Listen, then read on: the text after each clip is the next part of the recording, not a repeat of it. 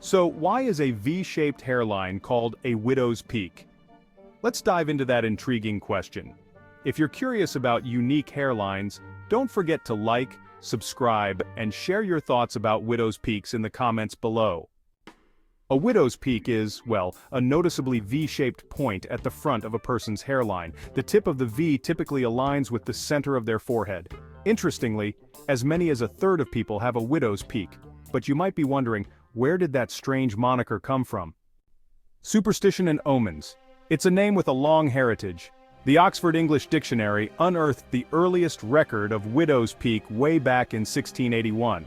That was when English botanist Nehemiah Grew used it in a catalogue of natural and artificial rarities belonging to the Royal Society and preserved at Gresham College to describe fabric used to cover women's genitals that was a quarter of a yard deep and shaped like a widow's peak. Before that, the late 16th century expression widow's lock was used to describe a loose curl or tuft of hair on a person's forehead. In folklore and superstition, the presence of a widow's lock or widow's peak was seen as an omen. It was thought that someone born with those features would be destined to lose their spouse at an earlier than expected age. That idea seems to be based on the similarity between the hairline and the pointed shape of a biquoque, a traditional widow's headdress or hood, part of the weeds or mourning clothes that a bereaved wife was once expected to wear as a symbol of her loss. Weeds, per the OED, was an Old English word for an item of clothing.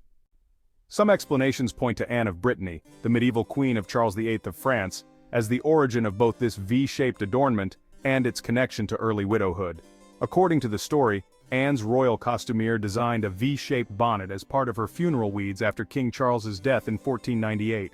Given that Anne was just 22 years old at the time, and quickly remarried Charles's cousin Louis, the new King of France, the next year, she is said by some to have established a superstition that anyone with a V-shaped hairline similar to her widow's hood was destined not only to lose their partner at an early age, but to remarry quickly afterward. The term widow's peak may have originated with women in their dress, but anyone, male or female, can have one. Some famous figures past and present with widow's peaks include Leonardo DiCaprio, Fran Drescher, Chris Hemsworth, Keanu Reeves, Marilyn Monroe, Andrew Jackson, Gary Cooper, Brooke Shields, and Ronald Reagan. When you think of a vampire, it's likely the image you see involves a tall, cape-wearing man with a prominent widow's peak. According to Stanley Stepanek, Dracula expert and assistant professor in the Department of Slavic Languages and Literatures at the University of Virginia, there's a simple reason for that. When the original Dracula play was brought to Broadway in 1927, the role of Count Dracula was played by Hungarian immigrant Bela Lugosi. It was his natural hairline, Stepanek told the university's website.